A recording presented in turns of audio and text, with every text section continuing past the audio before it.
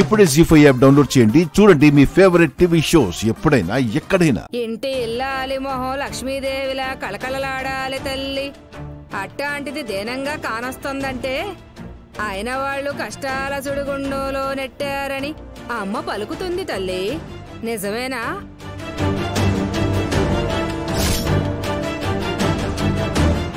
అలాంటిదేం లేదు సోదమ్మా. ఎందుకు విద్య దాచిపెడతావు? అవునని చెప్పు. నన్ను పరాయిదాన్ని అనుకోకు తల్లి. అమ్మ ఆదేశం ఇస్తేనే వచ్చాను. నువ్వు సంతోషంగా ఉంటేనే నా పానం సల్లగా ఉంటాది. బియ్యం తీసుకున్న ఇంట్లో కయ్యం ఉంటాది. ఇటువంటి మాటలు చెప్పనుగాక చెప్పనే తల్లి. చెప్పుకుంటే తీరే బాధ కాదు సోదమ్మా. నాకు చెప్పదమ్మా, అమ్మలగన్న అమ్మకు చెప్పాలి.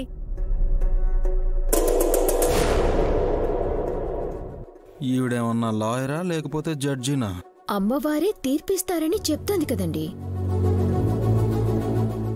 అంగ ప్రదక్షిణాలు చేసినా పుర్లిదండాలు పెట్టినా ఈ కేసు నుండి గణపతిని కాపాడలేరు. చూద్దాం సోదమ్మ ఏం సలహా ఇస్తుందో. కోర్టుకు వెళ్లకముందే ఊరు వదిలి పారిపోమంటుందేమో. సోదమ్మా, నాకిద్దరు కొడుకులు కూతుళ్ళున్నారు, కానీ వాళ్ల వల్ల నా ప్రాణం ఎప్పుడూ నలగలేదు. చిన్న కొడుకే రాముడ్లాంటి నా పెద్ద కొడుకు మీద పోలీస్ కేసు పెట్టి జైలు పాలయ్యేలా చేస్తున్నాడు.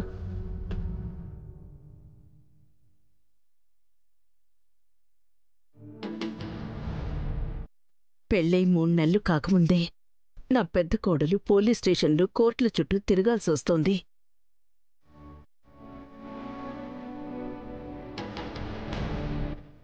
ఎందుకిలాంటి దుస్థితి వచ్చింది మాకు? లోకంలో అన్నదమ్ములు రామలక్ష్మణుల్లా కలిసిమెలిసి ఉండరు తల్లి. రావణ విభీషణల్లా, వాలి సుగ్రీవుల్లాను ఉంటారు.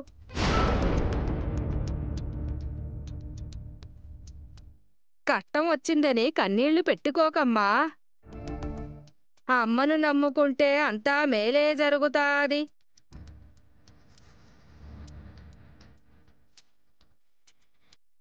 ఇంట్లో దీపం వెలిగించే నీ పెద్ద కోడలు కాదనకుండా వ్రతం చేస్తే శుభం కలుగుతాదే తల్లి.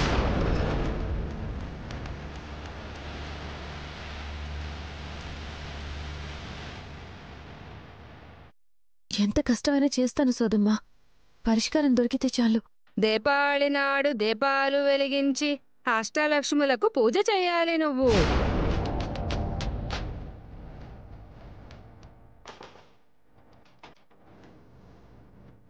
ఆదిలక్ష్మి, ధాన్యలక్ష్మి, ధైర్యలక్ష్మి, గజలక్ష్మి, సంతానలక్ష్మి, విజయలక్ష్మి, విద్యాలక్ష్మి, ధనలక్ష్మి దేవతలు ప్రసన్నమై నీ కోరికలు తీర్చడానికి రానే వస్తారు తల్లి.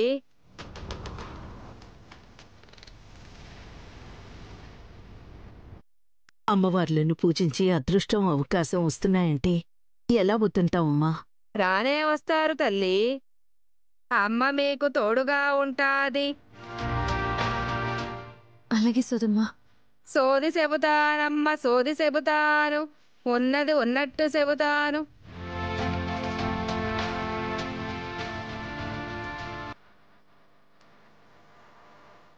చూసావు కదా, విద్య అష్టలక్ష్మి వ్రతం చేయడానికి రెడీ అవుతుంది. డబ్బుల్లేని వీళ్ళు లక్ష్మీ పూజ చేయడం అంటే గోదావరికి ఎదురీతడమే. మొండి పట్టుదలతో వ్రతం పూర్తి చేసి ఒకవేళ మంచి జరిగితే నేనున్నదెందుకు? ఇలాంటివి జరగకుండా చూడటానికే కదా. అదే కదా.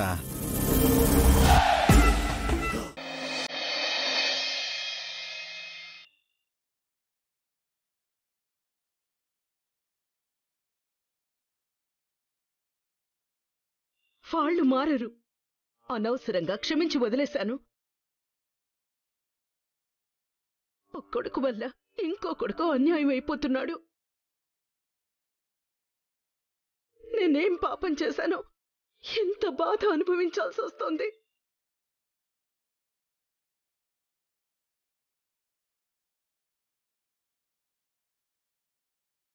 ఏమండి,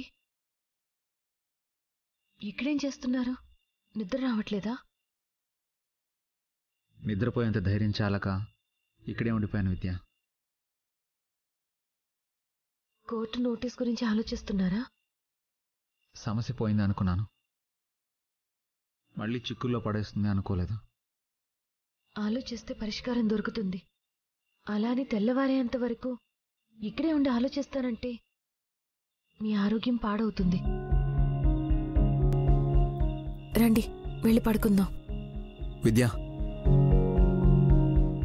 నీకోటి చెప్తాను, ఏమనుకో కదా. మీరేమనుకున్నారో అది చెప్పండి. నేను టీచర్ని కాదన్న నిజాన్ని అమ్మకు నిధి వాళ్ళు చెప్పేస్తారన్న భయంతో నేను బతుకుతున్నాను. ఇప్పుడు కేసులు ఇరికించి నన్ను నలపడం వల్ల నువ్వు, అమ్మ, మామయ్య బాధపడుతూనే ఉన్నారు. ఇంట్లో నాకు దక్కాల్సిన వాటాని వాళ్ళకిచ్చేస్తే కేసు విత్డ్రా చేసుకుంటారుగా. నిజంగానే ఇంట్లో వాటానే కావాలనుకుంటే ఇన్ని కుట్రలు చేయరు కదండి. అది వారి కోరికగా అడగచ్చు, లేదంటే ఈ స్థలం తీసుకుని మనకి ఇంకొక దారి చూపించచ్చు. అలా కాకుండా ఈ కుట్రలు కుతంత్రాలు చేస్తున్నారంటే ఏంటి దాని అర్థం? అవును విద్య, ఎందుకంత కక్ష? ఈ పాడ ఆలోచనలన్నీ సుబ్బు నిధీలు చేస్తున్నవి కాదు కాబట్టి ఇన్ని రకాలుగా వాళ్ళు విసిగిస్తున్నారు. అంటే మా బాబాయ్ వాళ్ళే ఇదంతా? మా పద్మవదన హస్తం కూడా ఉంది. ఒకరిది ఆశ అయితే ఇంకొకరిది అసూయ. వీళ్ళిద్దరికీ ఎరేసి వాళ్ళ పనులు పూర్తయ్యేలా వీళ్ళని వాడుకుంటున్నారు అని తెలిసేలా చేస్తే వీళ్ళల్లో మార్పు వస్తుంది. వాళ్ళు మారుతారంటవా? పరాయి వాళ్ళైతే వాళ్ళ కర్మాన్ని వదిలేసేవాళ్ళం. కొందరి ప్రలోభాల వల్ల వాళ్ళు ప్రభావానికి గురైతే వాళ్ళ తప్పుని గుర్తుంచేలా చేయగలిగితే వీళ్ళు మారుతారండి. విఘ్నేష్ పద్మక్కల్ని వీళ్ళ నుంచి తప్పించలేం. మంచిగా చెప్తే అర్థం చేసుకోరు. అందుకే మనకొచ్చిన కష్టాన్ని ఆధారంగా, ఆయుధంగా వాడుకుని ఏది మంచో ఏది చెడో తెలిసేలా చేయాలి. నేను సమస్యని భూతద్దంలో చూస్తే నువ్వు అదే సమస్యని దారి చూపించే వెలుగులా భావిస్తున్నావు విద్య. జరిగిందంతా మన మంచికే అనుకుంటే అన్నిట్లో మార్గం కనిపిస్తుందండి. ఇక మీరు దీని గురించి ఎక్కువ ఆలోచించి మీ ఆరోగ్యం పాడు చేసుకోకండి. రండి వెళ్దాం. రండి. జీ5 యాప్ డౌన్లోడ్ చేసి అన్ని ఎపిసోడ్స్ పూర్తి ఉచితంగా చూడండి.